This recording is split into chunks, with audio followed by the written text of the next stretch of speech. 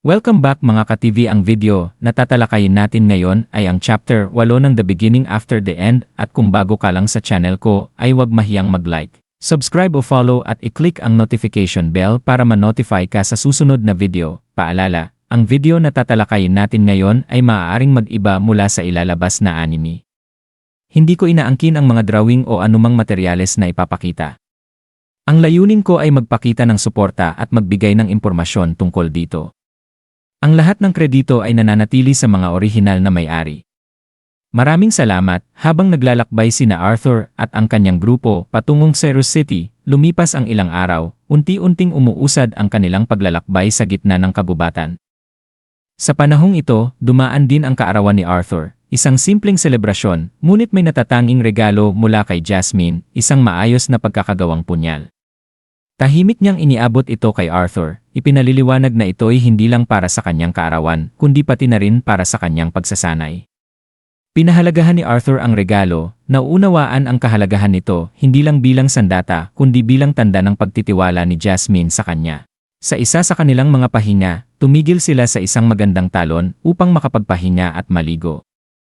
Si Arthur ay tinutulungan ng kanyang ina, si Alice, na siya'y paliguan.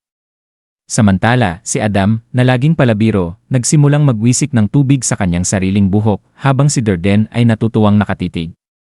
Hindi niya napansin na sa likuran niya, si Helen at Reynolds ay nagpalitan ng tingin, tila may pinaplano. Sa isang iglap, itinulak ni Reynolds si Durden ng malakas, dahilan upang mahulog ito sa talon, diretsyo kay Adam na napasigaw sa gulat habang bumagsak sa tubig. Nagtawanan ang buong grupo habang umahon ang dalawa, parehong nagulat sa nangyari. Ang ganitong masasayang sandali ang nagbibigay liwanag sa kanilang paglalakbay, isang paalala na sa kabila ng mga panganib na kanilang kinakaharap, may puwang pa rin para sa kasayahan. Habang nagpapatuyo at naghahanda ng umalis, pinag-isipan ni Arthur ang kanilang progreso.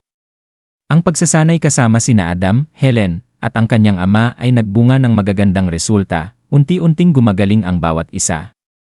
Ngunit ang pinakanakamamangha sa kanya ay ang bilis ng pagkatuto ni Jasmine, lalo na sa teknik ng feint step. Sa kabila ng pagiging tahimik nito, ipinakita ni Jasmine ang kahanga-hangang kakayahan sa pagsipsip ng kaalaman, tila likas na sa kanya ang mabilis matuto. Naging masigasig ito sa kanyang pagsasanay, at hindi maiwasan ni Arthur ang makaramdam ng kaunting kasiyahan habang nasasaksihan ang kanyang pag-unlad.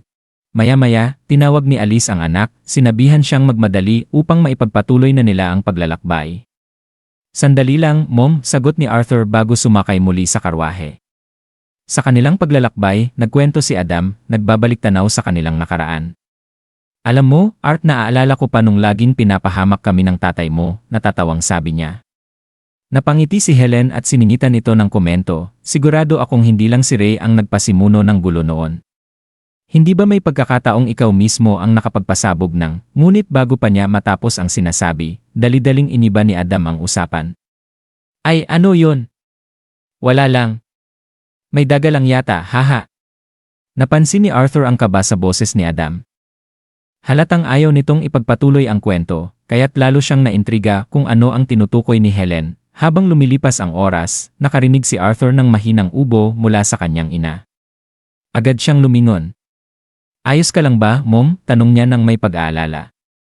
Pinilit mumiti ni Alice kahit na halatang pagod ito. Medyo pagod lang ako, anak. Ayos lang ako, sagot nito sa malumanay na tinig. Bagaman sinubukan niyang magpakalma, may kung anong kaba ang naramdaman ni Arthur, ngunit pinili niyang huwag nang ungkatin pa. Sa halip, binuksan niya ang kanyang libro at nagsimulang magbasa.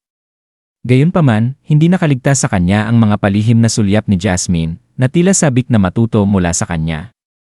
Hindi ito nagsasalita, ngunit ang kanyang titig ay malinaw na nagpapahiwatig ng kanyang interes sa pag-aaral. Bago pa makapagsalita si Arthur, biglang yumanig ang karwahe, animoy may malakas na tumama rito o may nakaharang sa kanilang daraanan. Agad na bumangon si Alice, bakas ang kaba sa mukha. Ano nang nangyayari? Tanong niya. Agad na inalam ni Helen ang sitwasyon, at may bahagyang galit sa kanyang tinig nang sumagot, mga tulisan. Maghanda para lumaban, sa isang iglap, isang buhawi ng mga palaso ang lumipad patungo sa kanila, ngunit bago pa tumama ang mga ito, mabilis na kumilos si Angela Rose. Sa isang mabilis na pagcast ng spell, isang malakas na ihip ng hangin ang bumuga, itinaboy ang mga palaso palayo sa kanila. Bago pa nila naproseso ang pangyayari, napagtanto nilang napalibutan na sila mula sa lahat ng direksyon. Napakuyom ang kamao ni Arthur nang marinig ang isang malalim at mapanirang tinig. Mukhang may maganda tayong nahuli, mga bata.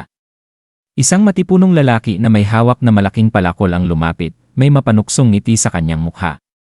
Sinuri niya ang grupo, at ang tingin niya kay Alice, Helen, at Jasmine ay nagbigay ng masamang pakiramdam kay Arthur. Patayin ang lahat maliban sa mga babae at bata, utos ng leader ng mga tulisan.